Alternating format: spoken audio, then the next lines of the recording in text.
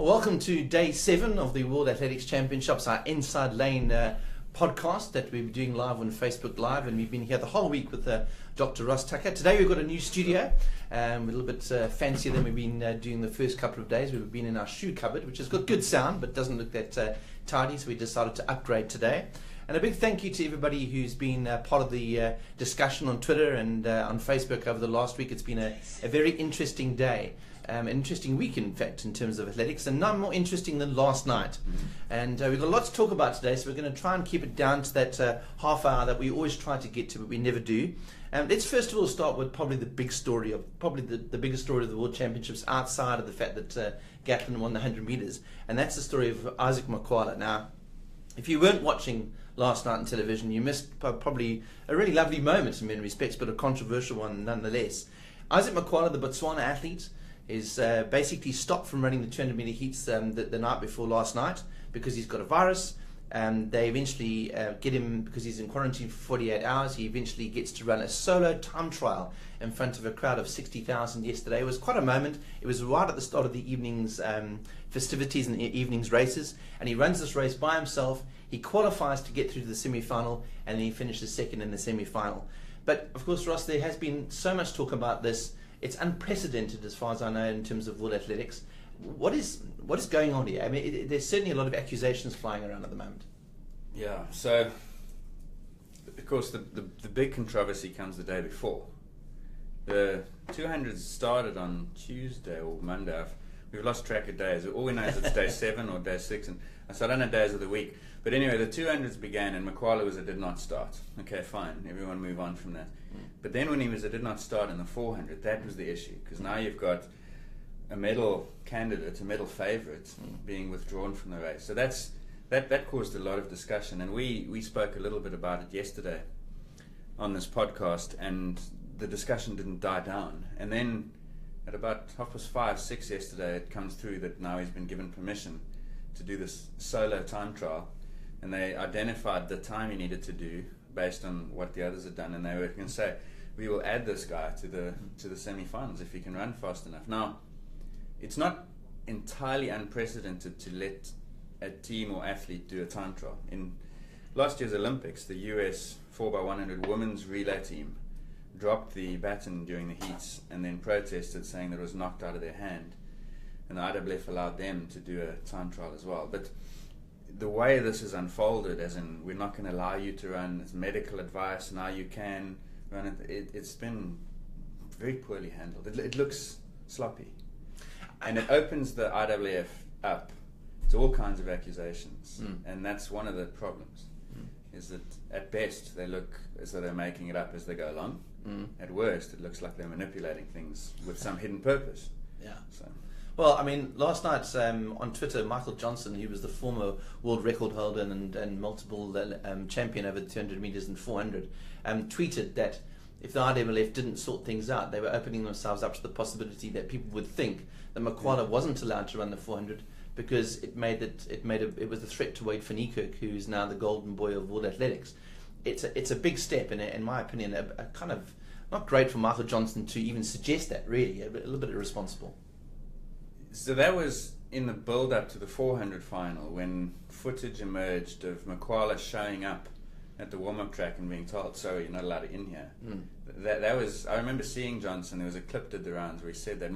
My read of it was that he was playing devil's advocate a little bit.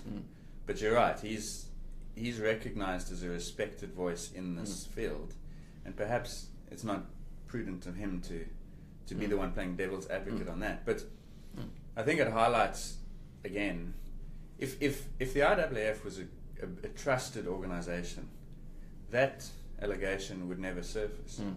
So the fact that it even comes up, and it's not a case of where there's smoke, there's fire, because there may not be anything there. I find it preposterous that they would try and protect Van Niekerk against Makwala. I can't see how. No, I mean, it's only to the IWF's advantage to have the two of them against each other, because it's a great race. And in all honesty, Makwala is a great character. I mean, he showed it yesterday during his time trial and during the semi. Yeah, I think one of the greatest moments of these champs was dropping to the track and giving push-ups. I mean, short of giving a 2-fingered salute to the VIPs and RWF saying like, "You did this to me." That was a great moment. I really enjoyed that time trial. I thought it was terrific. Yeah. And if he goes on and wins this 200 final tonight, that's going to be. Then we'll see some celebrations, and I think it's cool. I think it's great, you know. And but it's such a magnet for.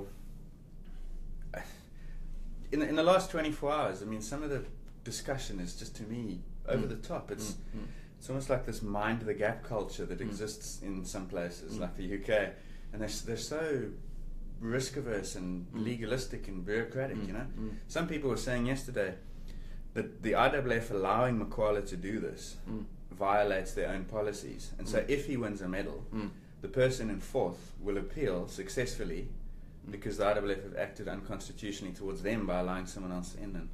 And well, I mean, obviously there's somebody that didn't make it into the semis because Makwala then did. So that's not the case, because 24 guys qualified for the semis, and the time trial could happen because they could just add him and make him 25. Because the inside lane of that track is kept open all the time.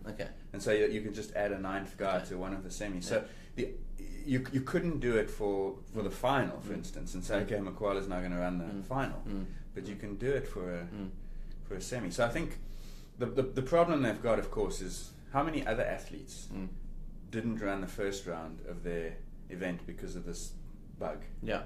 So 400 hurdler was the first name I saw, Thomas Barr of Ireland. Is he allowed to then appeal and say, but no, I'd also like a time trial? So there's a risk of precedent there, and you do wonder a little bit whether the IAAF have almost relented to pressure to say, okay, it's not a question of two wrongs making a right, but having stopped Makwala from running, there's almost okay, we've got to do something here to let this guy back in. So I think the right thing has been done, but policy-wise and due process-wise, I don't think it's been done the right way. Well, let's see tonight. It's going to be an interesting 200 metres, and I think the second story of this 200 metres is Wayde van Niekerk did not have a good semi-final last night. Obviously, there's stories going around, and as we all know, because it was very cold yesterday, Wayde van Niekerk has obviously run the 400 already. How much does that affect his preparation for the 200? He just makes it through as the, I don't know how to get this round as easy as way I can, but he was the slowest of the fastest finishers in terms of getting through. So he gets through because he finished third in his heat, but he gets through on the fastest, just scrapes in, doesn't look good at all, gets beaten by people that really weren't supposed to be in the mix to some extent, and now faces a guy like Makwala who's kind of angry, wanting to win this thing. So is Wayde van Niekerk still a favourite?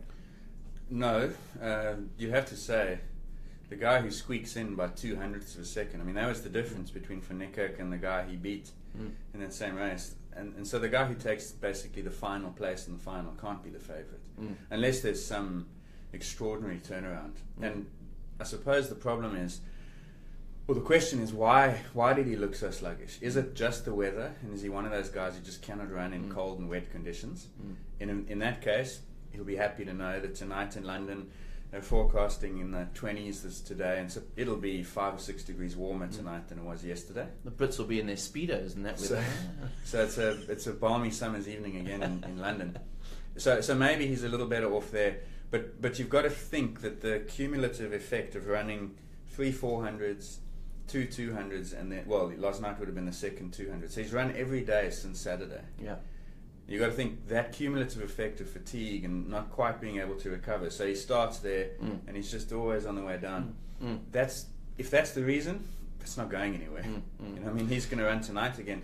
He's still going to have that same fatigue in his legs. If this final was 2 days later, maybe. But you can't say he's the favourite. I wouldn't say that he's got no chance because his calibre suggests that he does.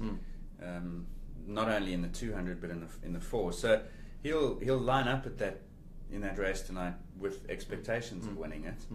But it's going to be tough because there are 3 guys who are a little bit fresher and looked a little sharper than he does. So I mean, what I find difficult to understand, and this is talking from a sort of maybe a running perspective, is that the total distance that Wayde van Niekerk has run since Saturday when he did the 400 meter heats is 1600 meters. He's done 3 400s. He's done 2 200s.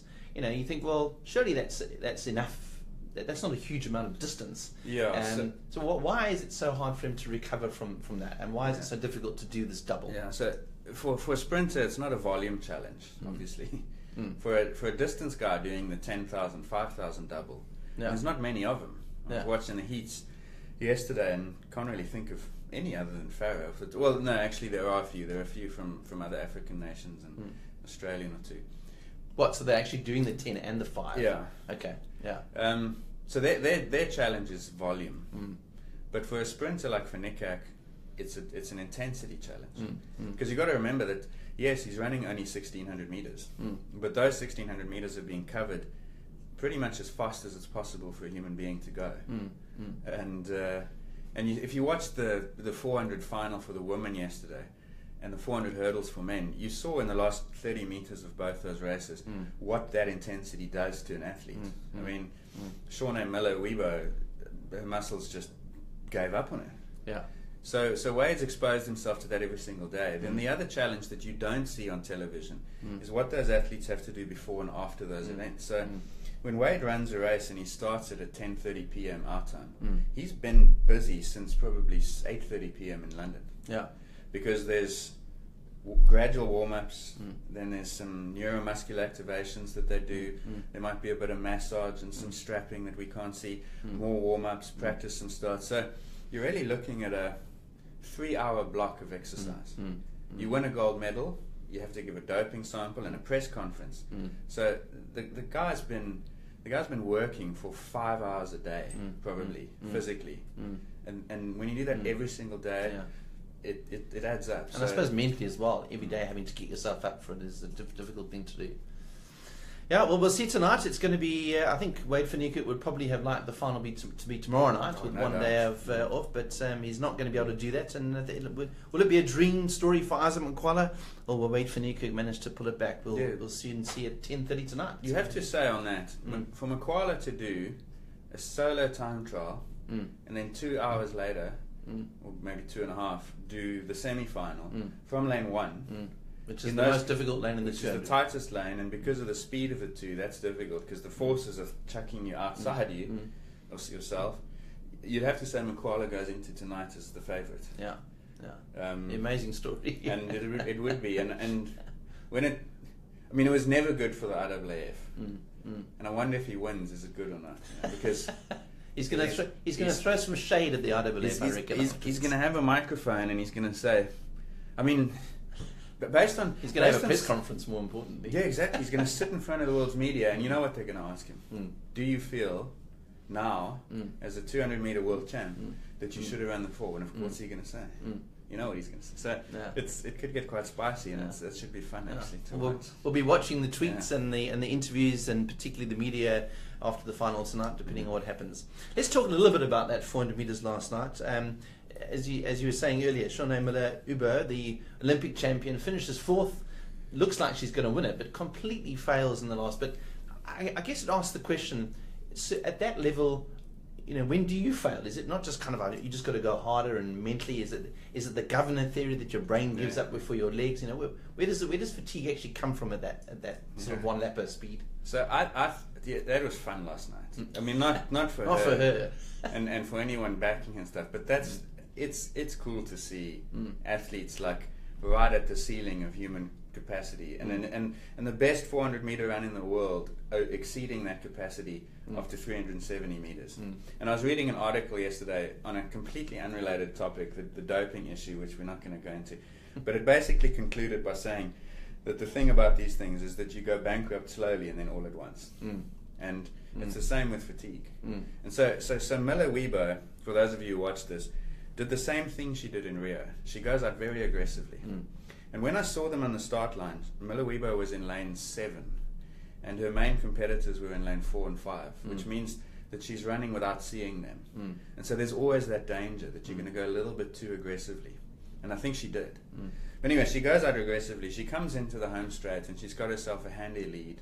And you think this is done in the bag. But then With about 40 to go, things started to look a little bit tight. Okay, fine. She's an elite athlete. She'll hold on. But this is what I mean. She's going bankrupt slowly. And then all of a sudden, all at once. And I don't know exactly what it was because, unfortunately, she didn't talk to the media afterwards. So she didn't say... She stretched it away, didn't she? I felt, she couldn't say I felt something in my quad or in my hamstring or what it was. But she just lost the ability to use her left leg. She looked as though she'd been shot in the butt with a tranquilizer gun. There was a suggestion that she had an injury. Yeah. But, we don't know exactly. Because it was such a dramatic failure. Yeah. So you see often, I mean, even Alison Felix in the same race tied up badly and went backwards in the last 30 meters. So that's normal. But Miller Weber's was a difference in scale, if not concept. And so what you're looking at there is basically an athlete who's exceeded their own capacity. And then we keep saying on this, we've said it before, is physiology collects the debt, and that's what's happened there. She's basically caused a failure of whether you want to believe it's the brain to the muscle or in the muscle.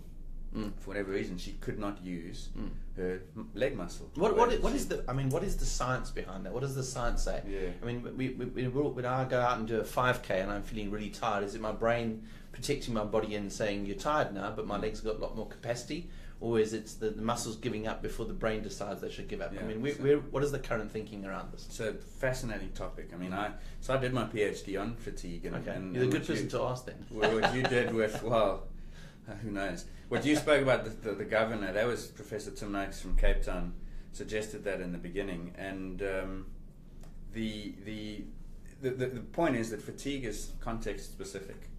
So the sensations you feel after 4.8 kilometers of a 5K are different from the sensations that Miller feels.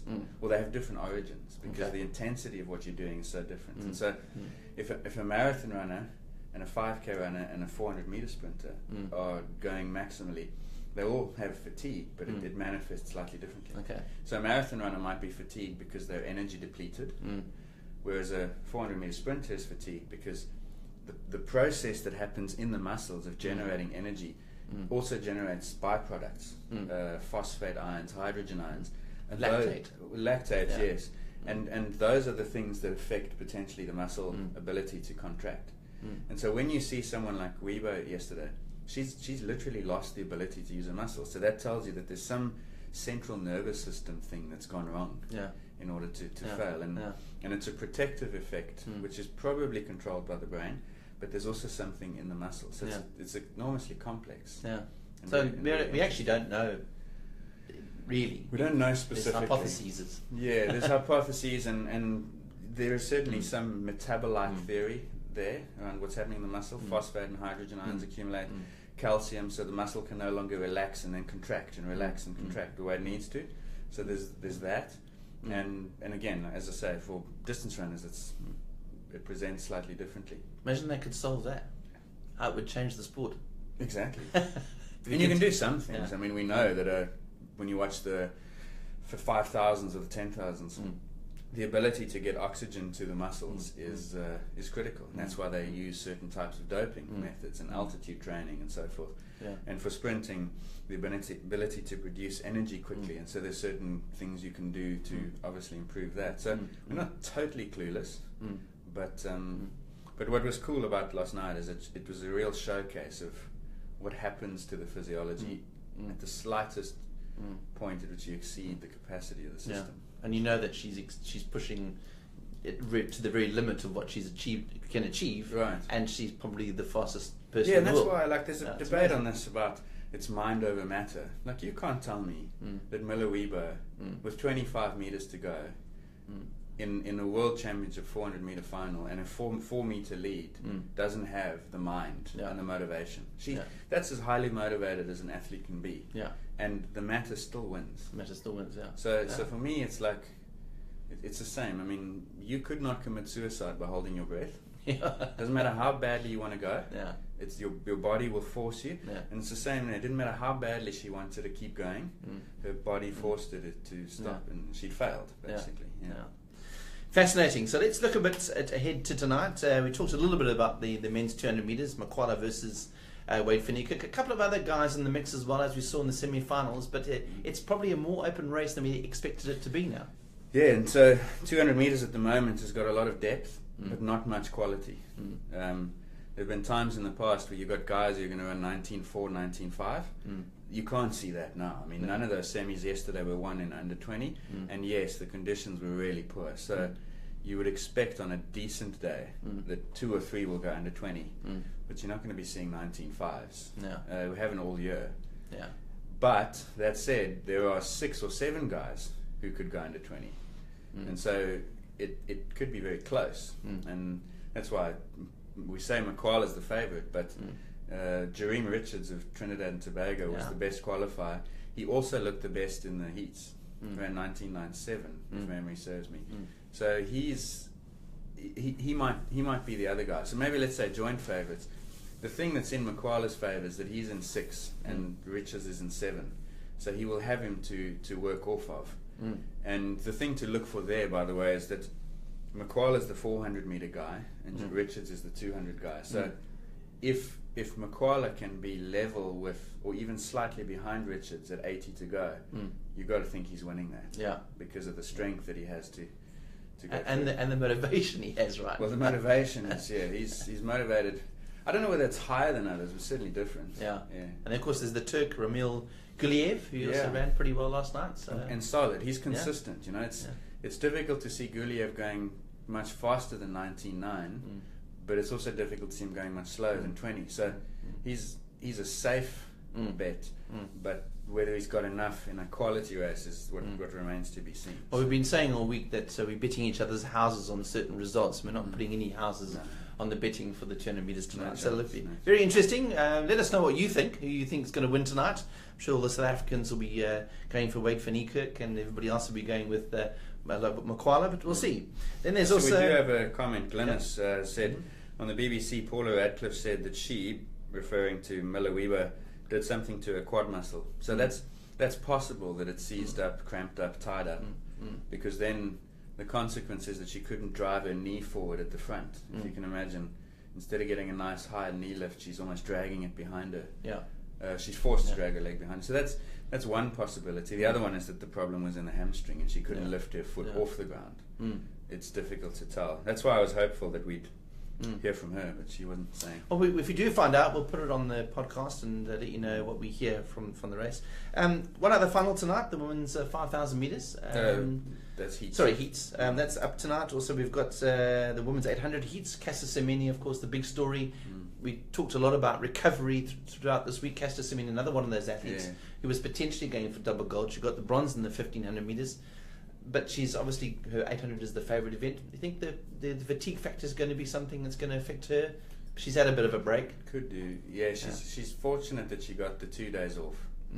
Because we spoke about the volume fatigue of a distance double, and then we spoke about the intensity fatigue of a sprint double. Now Semenya sits between those two extremes, so she's got to juggle what's relatively high volume in the 15, 3 races to win a medal in that, and now she starts tonight with the first of 3 800s. That's a tough program. Yeah. And as you said, she gets 2 days, so that's good, all good and well. But I think she's on a 28 race win streak over 800. Okay. So you'd have thought going in that's a. I mean, that's the one we bet both our houses on, right? But you know, last year I was looking at some statistics. Going into Rio, she'd run and won about 4 or 5 Diamond League races, and the smallest margin of victory was about half a second. So no one was within half a second of it. Yeah. This year so far, in 4 or 5 Diamond League races, she's won them by 0.1, 0.2 seconds. So the rest of the world has closed the gap on Semenya. Nyonsaba of Burundi ran a big PB a week or 2 back. So did Semenya, but Nyonsaba's gone from here to here, and Semenya's gone from here to there. So that 800 could be really competitive, and I do think that Semenya needs her heats and semi to be easy races. If she can get away with 201s, 202s, fine, she'll be the favourite. But if she needs to run 158, 159 to win a heat and semi, that's now it starts to look like a tight race. We're watching that tonight. So Cassius Semenya, obviously a big story, but he's looking at that. So don't forget tonight, the men's 200 meters will be the big story, I reckon, in many different ways, for whatever the result is going to be. We'll be back tomorrow. Dr. Ross Tucker, thank you very much for joining us. If you want to tweet us and Ross at Science of Sport, that's Ross's handle on Twitter.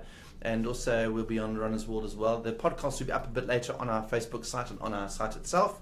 So you want to just download that and you can listen to it on your way home. But keep us in the loop about what you think about our podcast. Let us know what you think about Wayde van Niekerk's chances tonight.